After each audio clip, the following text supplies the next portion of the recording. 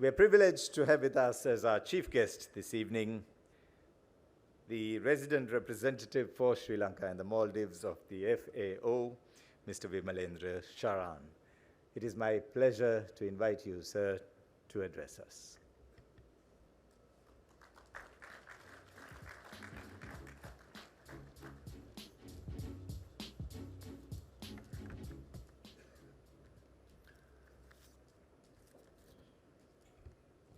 Thank you, and I must say the pleasure is indeed mine.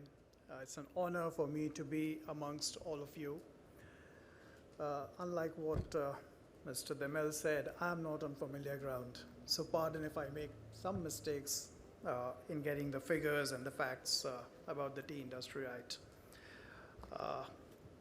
His Excellency Ambassador of Saudi Arabia,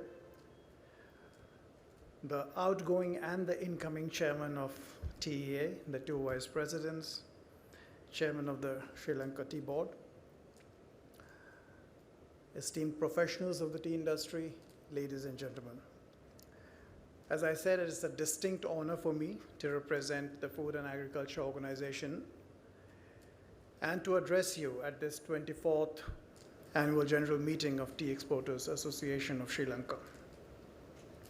I extend my gratitude for giving me this opportunity to share my thoughts.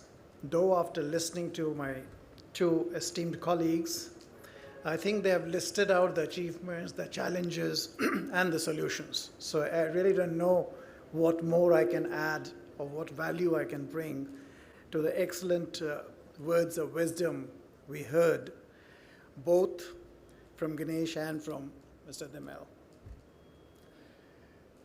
Let me start by saying something which my mother kept on telling me for a long time when I was young, and I never understood the meaning. And she would always tell me, if a teacup can't fix it, it has to be a very serious problem. And I used to wonder why.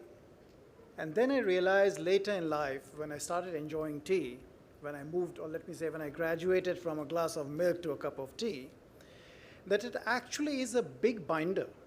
And across the world now, having traveled to more than 50, 60 countries, I find that that is one beverage which brings people together. I tried doing some research, and I found that after water, it is the most highly consumed beverage in the world. And the tea plant, which is a single plant, actually is a peculiar plant because it gives you various types of tea. It's the same plant which gives you green tea, black tea, orange tea, white tea, silver tea, you name it, and it's all coming from the same plant. It's just in the way you make it. So it's a fantastic market which really needs to be understood very well. Now, globally, the tea industry is about $207 billion in 2020 and likely to grow to about $265 billion by 2025. So yes, there is a long road ahead for Sri Lankan tea because I understand that our market share and what we are as a part of the whole global tea industry is not that big yet. But as was rightly said, where we need to go as Sri Lankan tea or Ceylon tea is actually in the niche, not in the low quality broad market, but capture the niche market because there is something in Ceylon tea which is not there in the rest of the world producing tea. Now, in the realm of global commerce, though, what I must say is that change is inevitable, and it is the only constant. So change is obviously bound to come. And the world, going forward, I can't predict, but what I can see is that it's going to remain in flux for many decades to come. There is no semblance of any sanity or any calmness setting into the world, at least for the next 2 or 3 decades. So that flux is going to remain. The paradigms are going to change. The markets are going to change. And these changes will bring both opportunities and challenges. Now, it all depends on us, on all of us sitting here, how we take to these changes. Do we adapt quickly, or do we just let the changes overpower us? A couple of these changes which we have noticed in the food and beverage market across the world and over the last maybe a decade or 2 decades. One is the consciousness towards health and well-being. And that is a consciousness which is coming very, very rapidly, especially amongst the younger generations.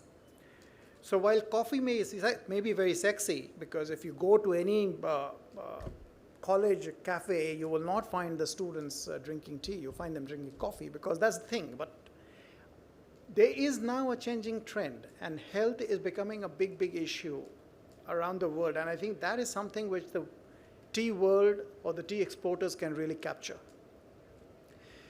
The second big change which is coming into the market is around sustainability. Consumers have started asking how sustainable production practices are. Where is the tea, or where is any product originating from? And how sustainably are you growing them? And that is something which the tea producers, exporters, smallholders, big ones, everyone will have to come together and answer. The third big change, and I think all of you are part of that also, is e-commerce and digitalization. This is something which is not going to go away. If at all, it's going to grow more and more from now onwards. I think the Sri Lankan tea industry has adapted very well. You took to e-auctioning, something which was not there in Sri Lanka, but you took very well to e-auctioning. And I'm sure direct-to-consumer sales is obviously the way forward, and tea industry also will have to gradually but surely adapt themselves to that. And of course, then is the global palette, which is obviously changing by the day. What does this mean for the tea industry in the country? It means you've got to diversify your products, you've got to do value addition, you have to bring in sustainability, and I think you have to, in a big way, get into digital marketing and digital practices within the industry. All this will need to be done in a context where climate change is going to impact you in a big way. What we hear today is a very welcome noise just now, but just about 10 days back, we were all across Sri Lanka dying for the rains to come. But this August, because of the El Nino effect, we had a very dry August. And this is something which is going to play out again and again. The predictions, if they are to be believed, the models, if they are to be believed, from October to December, you're going to have very good rains. But come January, the rains are going to peter out again. And there is a sister phenomena of El Nino called La Nina. And if that sets in, then you are actually going to perhaps face some sort of a drought starting the Yala season again next year. So these changes are bound to, with the climate change happening, these changes are going to impact the industry more and more. And therefore, you have to believe in yourself as you bring about changes to adapt yourself to climate issues. I'm also given to understand that there is a problem of pests and diseases, and therefore efficient management practices towards pests and diseases have to be put in place. Now, all this is fine at your level, perhaps you understand it, but what really needs to be done is how effectively we are taking all this education to the smallholder farmers. Are we making them sustainable? Are we educating them on the modern targeted approach, such as the integrated plant nutrient management strategies, or are we still encouraging them to throw urea into the plant, whether or not the plant or the soil demands it? So these new modern technologies, innovative technologies, have to be really taken forth, and in the Sri Lankan context, it is very, very important that these be taken forth to the smallholder farmers. So supplying urea in a context where the government had banned import of urea, I think that was a very creative step, very bold step which you took. But I don't think you can stop there. Even though you may be the Tea Exporters Association, I think it is the onus is on you to ensure that what you export has been grown sustainably, has been grown using the most modern methods, the most scientific methods, the most innovative methods. And that is a challenge which I think tea growers across the world are facing. So we have to ensure that Sri Lanka builds the resilience and reduces its vulnerability to climate change. The second important challenge which the Sri Lankan tea industry, as most plantations around the world do face, is the question of ethical labor practice. I'm sure if you talk to the tea plantations, they have their strategies in place, they have their own stories in place, which will say that labor practices are very fine. But let me just flag it that sometimes perceptions are more important than facts. So if the perception gains ground that the labor practices are not ethical, no matter how much evidence you present, no matter how many facts you present, it becomes very difficult to really redeem the situation. Now, there is an issue around labor on the plantations, and that needs to be sorted out. I don't want to get into what we feel are the issues. It's very well known, but I think ethical labor practice going forward will become one of the major issues as you start exporting more and more. There is a glass ceiling, but I'm sure that glass ceiling will be broken today, tomorrow, someday. But when you do break that glass ceiling and you capture more and more of world market, these are the questions that will be asked again and again. Are you sustainable? Are you green? Is your labor practice ethical? And you must, at that point of time, have a very, very convincing argument to provide to the world in general and to the deserving and the discerning consumers across the world. So I think you need to, as an association, take this up, and you need to become partners with the government in facilitating and bringing about this change. No government around the world, and trust me, I've seen many of them, no government around the world. I was part of the Indian government for 27 years, and therefore I blame myself also for that. No government listens to you unless you make a noise. And by noise, I don't mean that you have to go onto the golf face green and start shouting slogans. No. By noise, I mean positive noise. The noise which emanates from associations, from groupings, from people who have come together and who are working for the betterment of a sector. But you have to make noise. The more noise you make, the more you can force the government to listen to you. Is the plantation ministry perfect? No, it's not. At the end of the day, people sitting in the plantation ministry are people like you and me.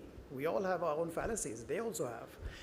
They cannot be perfect, and they will not be perfect. So it requires a concerted effort on part of all of us to really make our voices heard.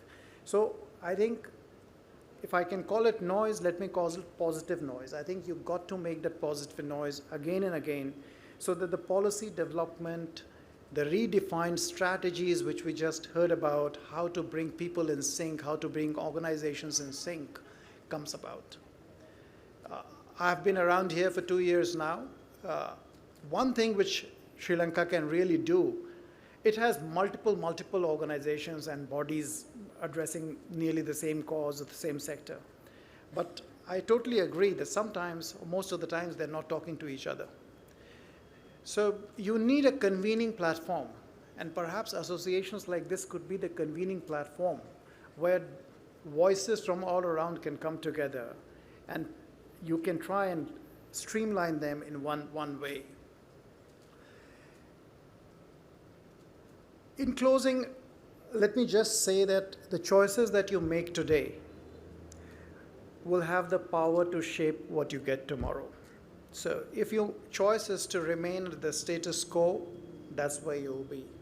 If your choice is to break that glass ceiling of 1.2 billion or 1.3 billion and maybe jump to 2 or maybe jump to 2.3, I think a lot of effort will need to be put in. So the choices that is going to be made from this platform, from this AGM onwards, is what is really going to bring about changes.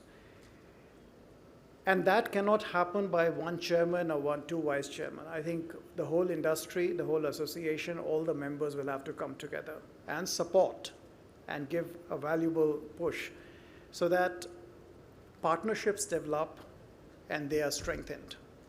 And these partnerships also cannot and should not remain only within the exporters. You need to partner with various and multiple stakeholders.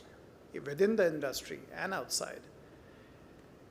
And I wish that what your chairman today, the clarion call that he gave for all of you to rise above your own individual businesses and to start looking at the sector, I think that is the call of the day. We all have to give that some little extra bit out of our own self towards our group, towards a grouping, let me put it that way, whether this association or others, to really take this sector forward. It's a fantastic beverage, admired and loved the world over. So I think the onus is on us to make sure that the best of the best, which is Ceylon tea, reaches as many people as possible across the globe. Thank you very much for having invited me here and given me this opportunity today. I'm a tea drinker. I love tea.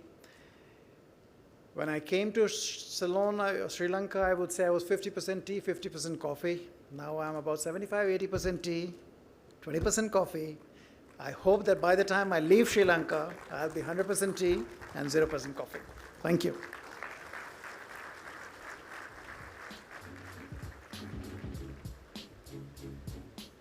Thank you, Mr. Sharan. May we have you please join us on stage once more, as I would like to invite Mr. Mahinda Karunanayaka, the treasurer of the TEA, to present you with a gift tea box so that you can shift to the 100% straight away.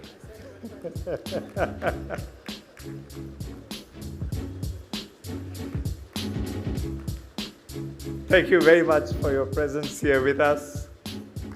We really appreciate it.